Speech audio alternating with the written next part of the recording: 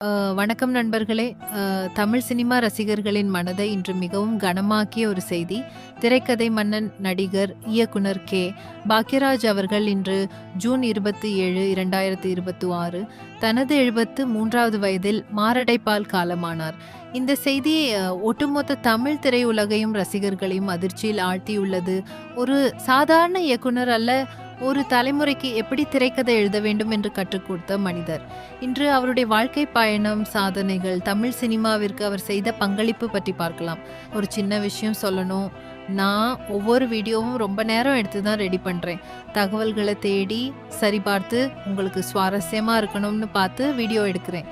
ஆனால் ஒரு விஷயம் மட்டும் கொஞ்சம் வருத்தமாக இருக்குது. இந்த வீடியோவை ஆயிரக்கணக்கான பேர் பார்க்குறாங்கல்ல, ஆனால் அதில் ரொம்ப குறைவான பேர் தான் ஒரு லைக் போடுறாங்க. அதை விட குறைவான பேர் தான் சப்ஸ்கிரைப் பண்ணுறாங்க. உண்மையாகவே சொல்லணும்னா ஒரு கிரியேட்டருக்கு வியூ மட்டும் சந்தோஷம் கொடுக்காது. நீங்கள் போடுற ஒரு லைக், ஒரு கமெண்ட்னா, ஒரு சப்ஸ்கிரைப், இதெல்லாம் தான் இன்னும் நல்ல வீடியோ பண்ணணும்னு எங்களுக்கு உற்சாகம் கொடுக்கும்.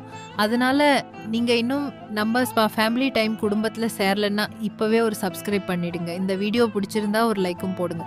அது உங்களுக்கு 2 வினாடி தான் ஆகும். ஆனால் எங்களை போன்ற சிறிய கிரியேட்டர்களுக்கு அது மிகப்பெரிய ஆதரவு. சரி, இனி நேரத்தை வீணாக்காம இன்னைக்கு நம்ம பார்க்க போற சுவாரஸ்யமான விஷயத்துக்குள்ள போகலாம். வாங்க. வாங்க வீடியோக்கு போகலாம். 1953 ஜனவரி 7 அன்று பிறந்த பாக்யராஜ் ஆரம்பத்தில் பல போராட்டங்களை சந்தித்தார். இயக்குனர் பாரதி ராஜா அவர்களிடம் உதவி இயக்குனராக பணியாற்றினார். அங்குதான் அவருடைய திரைக்கதை திறமை அனைவரின் கவனத்தையும் ஈர்த்தது. பின்னர் நடிகராகவும் இயக்குனராகவும் தனக்கென ஒரு தனி இடத்தை உருவாக்கினார். பாக்யராஜ் தமிழில் முதலில் கதாநாயகனாக அறிமுகமான திரைப்படம் கன்னி பருவத்திலே 1979 ஆகும். அதே ஆண்டில் ஒரு இயக்குனராக அவர் தனது முதல் படமான சுவரில்லாத சித்திரங்கள் 1979 படத்தை உருவாக்கினார். பாக்யராஜ் என்ற பெயர் வந்தாலே அந்த 7 நாட்கள் முந்தான முடிச்சு இன்னைக்கு போய் நாளவா, சின்ன வீடு தூரல் நின்னு போச்சு, சுந்தரகாண்டம் போன்ற படங்கள் நினைவுக்கு வரும். சாதாரண குடும்ப கதைகளை சுவாரஸ்யமாகவும் நகைச்சுவையுடனும் சொல்லும் திறமையே அவருடைய மிகப்பெரிய பலம். அதனால தான் ரசிகர்கள் அவரை திரைக்கதை மன்னன் என்று அழைத்தார்கள். பல இயக்குனர்கள், பல எழுத்தாளர்கள் இன்றும் பாக்யராஜின் திரைக்கதையை படித்தே கற்றுக்கொள்கிறார்கள். ஒரு சாதாரண காட்சியையே ரசிகர்கள் மறக்க முடியாத காட்சியாக மாற்றும் திறமை அவருக்கு இருந்தது. தமிழ் சினிமாவில் குடும்ப கதைகளுக்கு புதிய அடையாளம் கொடுத்தவர் அவர். தமிழ் சினிமாவின் திரைக்கதை மன்னன் பாக்யராஜ். ஒரு சகாப்தத்தின் பயணம். பாக்யராஜ் அவர்கள் சாதாரண குடும்பத்தில் பிறந்து சிறு வயதிலிருந்தே கலை மற்றும் சினிமா மீது ஆர்வம் கொண்டிருந்தார். சினிமாவில் சாதிக்க வேண்டும் என்ற கனவுடன் சென்னை வந்த அவர் பல சிரமங்களை எதிர்கொண்டார். பின்னர் இயக்குனர் பாரதி ராஜாவிடம் உதவி இயக்குனராக பணியாற்றியதன் மூலம் தனது திறமையை வெளிப்படுத்த தொடங்கினார்.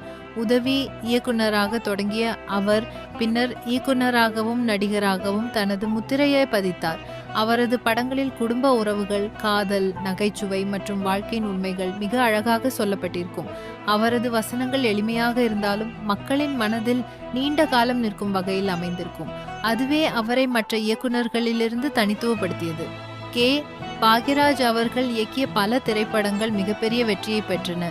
இயக்குனர் மட்டுமல்லாமல் நடிகராகவும், கதாசிரியராகவும், திரைக்கதை ஆசிரியராகவும் தமிழ் சினிமாவிற்கு பல மறக்க முடியாத படைப்புகளை வழங்கியுள்ளார்.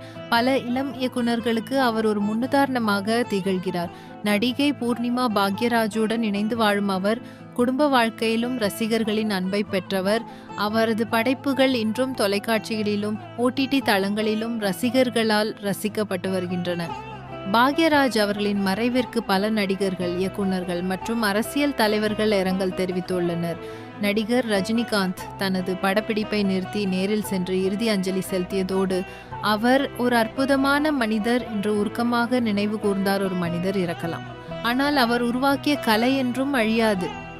பாக்யராஜ் அவர்களின் படங்கள், வசனங்கள், திரைக்கதைகள் இன்னும் பல தலைமுறைகளுக்கு பாடமாக இருக்கும்.